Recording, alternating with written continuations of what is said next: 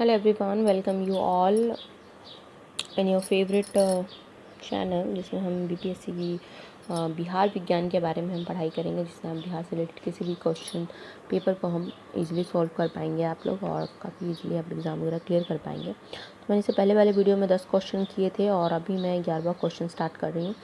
देखिए, अब मैंने क्वेश्चन लिख दिए हैं। इसमें 11वां क्वेश्चन है कि मुंगेर, सारण, वैशाली, गया, पटना आदि से उपलब्ध हुए पाषाण औजारों तथा उपकरणों का संबंध किससे है।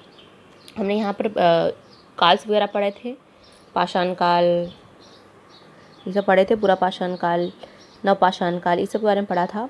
तो मैंने साथ में आपको डिटेल में बताया था कि मुंगेर, सारण, वैशाली, गया, पटना आदि से कुछ हमें औजार्स मिले हैं। तो वो बता रहे हैं कि वो कौन से काल से, जो कौन से पाषाण काल से वो सब संबंधित हैं। तो नो डाउट मैंने बताया था ये सब पूरा पाषाण कालीन संस्कृति से नवपाषाण कालीन संस्कृति तक से रिलेटेड है। क्यों? क्योंकि कुछ के हमें रिटर्न में अवेलेबल था और कुछ हमें जो है औजार जो मिले थे वो हमें, क्योंकि डिपेंड्स अपॉन प्रूफ पर था। तो प्रूफ में जो चीज़ें हमें मिली थी वो किस पे थी, वो है हमारी पूरा पाषाण कालीन चीज़ों पे डिपेंड है। ठीक है, तो ये है 11वां क्वेश्चन कि जो हमें मुंगेर, पटना, गया, वैशाली, सारण इत्यादि जिन जगह से जो हमें औजार और उपकरण मिले हैं वो पूरा पाषाण से लेकर के नवपाषाण काल तक है। ठीक है, उसके बाद हम चलते हैं 12th क्वेश्चन पे। 12th क्वेश्चन है हमारा, वैज्ञानिकों ने प्रारंभिक मानव का नामकरण किया है। तो वैज्ञानिकों ने जो प्रारंभिक मानव का नामकरण है वो किसके ऊपर किया है। ठीक है, किस चीज़ पे बेस्ड किया है, तो वो है नियंडस्थल। क्या है वैज्ञानिकों जो नाम किया वो क्या है,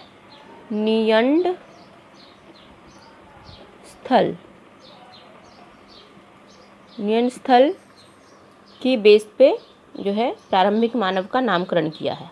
ठीक है, उसके बाद हम चलते हैं 13 क्वेश्चन पे। 13 क्वेश्चन है हमारा, वाल्मीकि नगर यानी कि जो पश्चिम चंपारण है वहाँ से जो उपकरण हमें प्राप्त हुए हैं वह किस युग के हैं।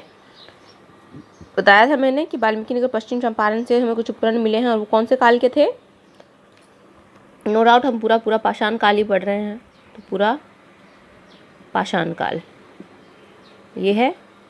तो चलते हैं 14th क्वेश्चन, मुंगेर से प्राप्त अवशेष किस युग के हैं। मुंगेर जिला से हमें कुछ अवशेष प्राप्त हुए थे, वो कौन से युग के थे, मध्यवर्ती के।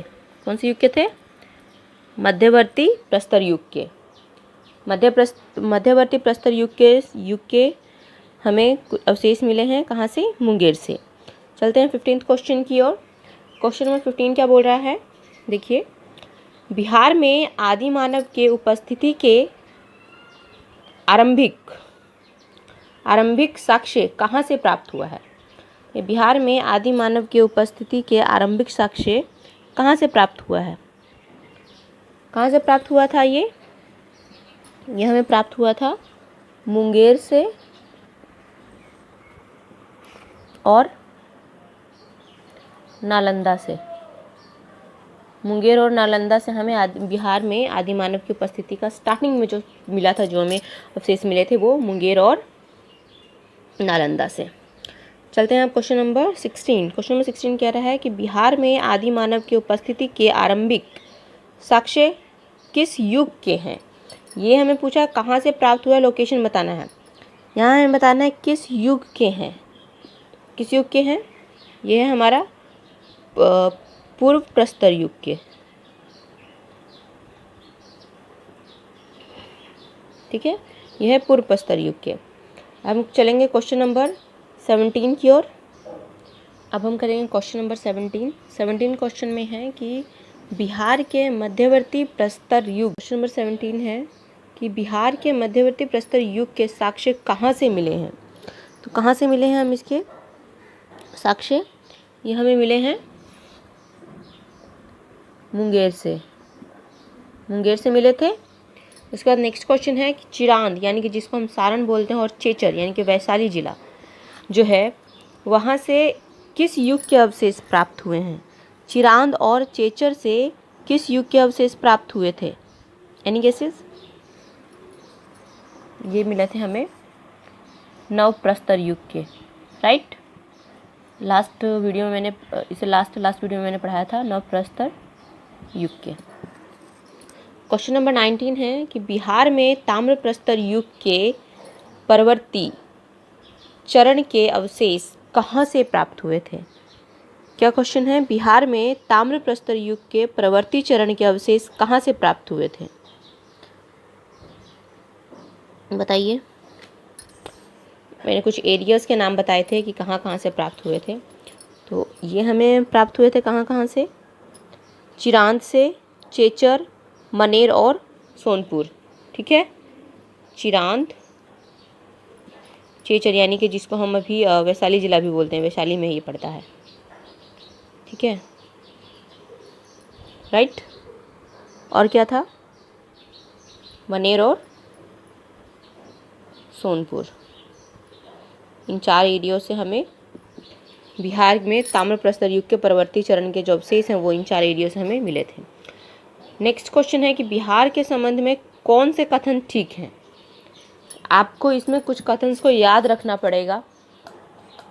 ठीक है, कथन को आप याद रखेंगे तो आपको रहेगा कि हाँ ये से कथन ठीक है। लेकिन फिर मैं आपको बता देती हूँ क्या था। नंबर 1 पॉइंट, यहाँ पुरातात्विक उत्खनन से पूर्व मध्य और उत्तरी पाषाणकालीन पत्थर के औजार और उपकरण मिले हैं, राइट।